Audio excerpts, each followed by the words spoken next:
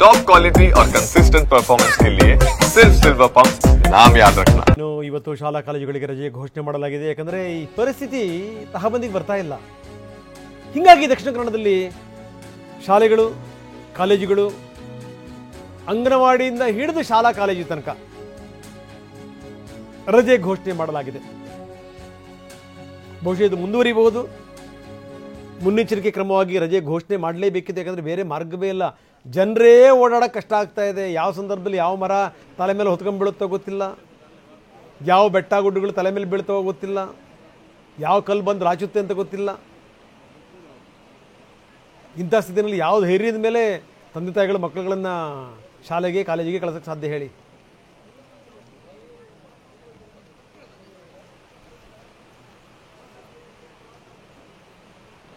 ನಿನ್ನೆ ನೆರೆ ಪ್ರದೇಶಗಳಿಗೆ ದಿನೇಶ್ ಗುಂಡೂರಾವ್ ಭೇಟಿ ಕೊಟ್ಟಿದ್ದರು. ಇವತ್ತು ಜನರ ಅಹವಾಲುಗಳನ್ನು ಸ್ವೀಕಾರ ಮಾಡ್ತಾರೆ.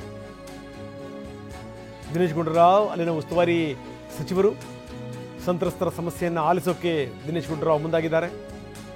ಕೆಲವೇ ಕ್ಷಣಗಳಲ್ಲಿ ಸಾರ್ವಜನಿಕರಿಂದ ಅಹವಾಲು ಸ್ವೀಕಾರ ಮಾಡ್ತಾರೆ.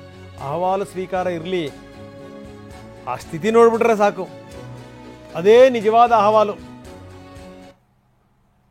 ಎಂಥರ ಮನಸ್ಸಿಗೂ ಕೂಡ ಮುಟ್ಟಿಬಿಡುತ್ತೆ. ಸರ್ಕಿಟ್ ಹೌಸಲ್ಲಿ ಅಹವಾಲನ್ನು ಸ್ವೀಕಾರ ಮಾಡ್ತಾರೆ ದಿನೇಶ್ ಗುಂಡೂರಾವ್. ನೋಡ್ತಾ ಇದ್ದೀವಿ, ಈಗಾಗಲೇ ಶುರುವಾಗಿದೆ. ಅಧಿಕಾರಿಗಳು ಕೂಡ ಅದರ ಎಲ್ಲ ವಿವರಗಳನ್ನು ಕೊಡ್ತಾ ಇದ್ದಾರೆ. ಯಾವ ರೀತಿ ಸಾಲು ಸಾಲು ಅವಾಂತರಗಳಾಗಿದೆ ಅದರ ಎಲ್ಲ ವಿವರಗಳನ್ನು ದಿನೇಶ್ ಗುಂಡೂರಾವ್ ಅವರಿಗೆ ಕೊಡ್ತಾ ಇದ್ದಾರೆ.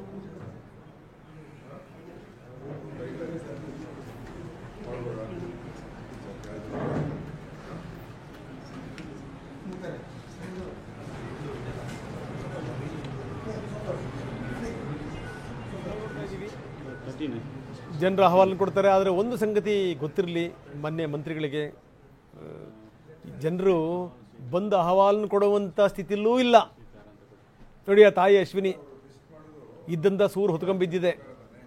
ಅವ್ರನ್ನ ಎಲ್ಲಿ ಅಂತ್ಯ ಸಂಸ್ಕಾರ ಮಾಡಬೇಕು ಅಂತ ಗೊತ್ತಾಗ್ತಾ ಇಲ್ಲ. ತಿಳ್ಕೊಳ್ಳಿ ನೀವು ಹೆಂಗಿದೆ ಸ್ಥಿತಿ ಅಂತ. ಅಂತ್ಯ ಸಂಸ್ಕಾರ ಮಾಡೋಕ್ಕೂ ಜಾಗ ಇಲ್ಲ. ಅಂಥ ಸ್ಥಿತಿನಲ್ಲಿ ಇನ್ಯಾರು ಬಂದು ಸರ್ಕ್ಯೂಟ್ ಹೌಸ್ ತನಕ ಬಂದು ಅಹವಾಲನ್ನು ಕೊಡ್ತಾರೆ? ಎಲ್ಲ ಜಾಗಗಳಿಗೆ ನೀವೇ ಖುದ್ದಾಗಿ ಹೋಗಿ ಅಂತ ನಾವು ಹೇಳಲ್ಲ, ತುಂಬ ಕಷ್ಟ.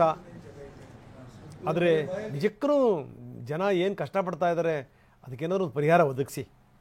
ಇಲ್ಲ ಅಂತಂತಂದರೆ ಪಾಪ ಜನಗಳ ಕಷ್ಟ ನೀಗಲ್ಲ. ಇಲ್ಲ ಅಂತಂತಂದರೆ